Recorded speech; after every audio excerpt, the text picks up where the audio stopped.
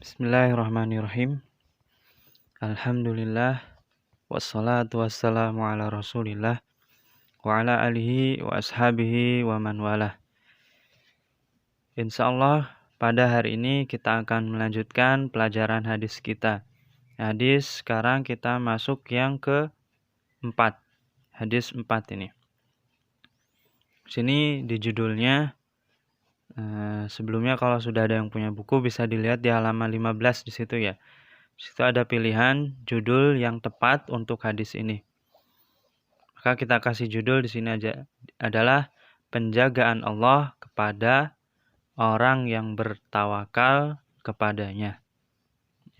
Hadis ini berkaitan tentang hijrahnya Nabi Shallallahu Alaihi Wasallam bersama Abu Bakar radhiyallahu anhu ke Madinah, yang mana pada waktu itu permusuhan kaum Quraisy itu sangat besar kepada dakwah Nabi Shallallahu Alaihi Wasallam di Mekah. Bahkan ketika sebelum Nabi Shallallahu Alaihi Wasallam berhijrah ke Madinah, kaum Quraisy bersama petinggi-petingginya, mereka sudah berkumpul untuk merencanakan pembunuhan kepada Nabi Shallallahu Alaihi Wasallam. Tapi karena Allah menjaga Nabi Shallallahu Alaihi Wasallam, maka rencana tersebut gagal. Ya, berkali-kali memang kaum Quraisy ini mencoba untuk membunuh Nabi, tapi selalu gagal. Ya. Tapi kita langsung saja membaca hadis yang keempat di sini. Ya. An Abi Bakrin radhiyallahu anhu qala qultu lin Nabi sallallahu alaihi wasallam wa ana fil ghar law anna ahadahum nadhara tahta qadamaihi la absarana faqala ma dhannuka ya Aba Bakr bithnainin Allahu thalithuhuma. Dari Abu Bakar radhiyallahu anhu, beliau berkata, saya berkata kepada Nabi sallallahu alaihi wasallam ketika saya bersama Rasul di dalam gua. Seandainya salah seorang di antara mereka melihat kedua kakinya, niscaya mereka akan melihat kita. Maka Nabi Shallallahu Alaihi Wasallam berkata, bagaimana pendapatmu wahai Abu Bakar dengan dua orang dan Allah yang ketiganya? Hadis riwayat Bukhari dan Muslim. Sedikit cerita. Ketika Nabi Shallallahu Alaihi Wasallam telah keluar dari Mekah, ya, bersama Abu Bakar radhiyallahu anhu, maka keduanya menuju ke dalam gua, ya, atau bersembunyi di gua yang namanya Gua Thur. Dan kaum Quraisy yang mengejar mereka itu hampir mendapati keduanya, ya, di dalam Gua Thur tersebut. Sampai-sampai dalam hadis tadi dikatakan oleh Abu Bakar radhiyallahu anhu, seandainya mereka melihat kedua kakinya, maka mereka akan melihat Abu Bakar dan Nabi Shallallahu Alaihi Wasallam.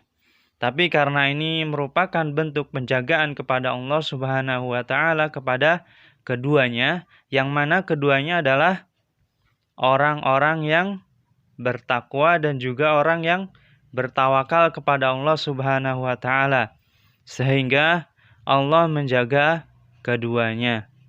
Ya.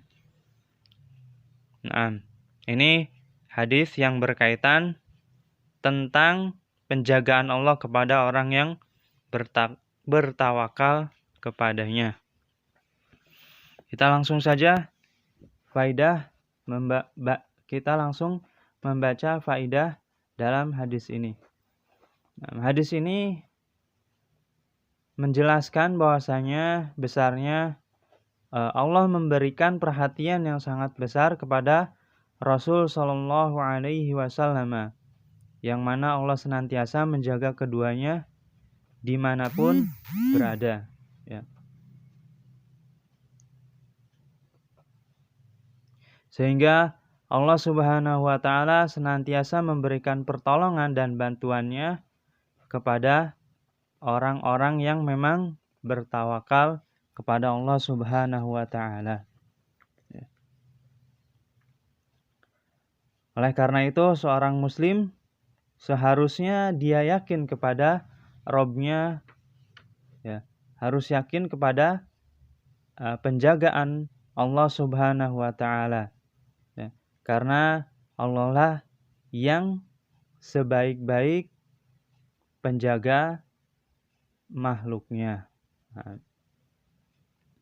Karena walaupun seandainya suatu kaum itu dia berkumpul untuk bisa memudarati seseorang, akan tetapi ketika Allah tidak mengizinkannya, maka tidaklah akan bisa memudaratinya.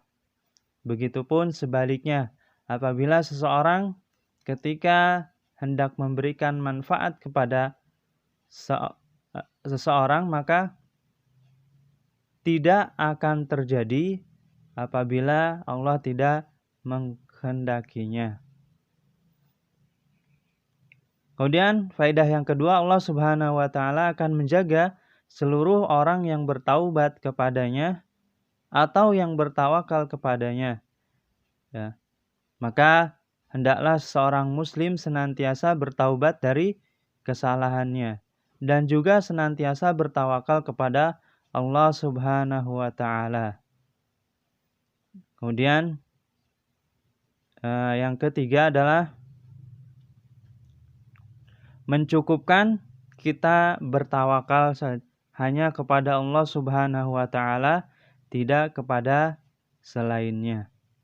Ya, mungkin itu dari faidah-faidah hadis yang bisa kita baca. Insya Allah kita lanjutkan di pertemuan yang sebelumnya.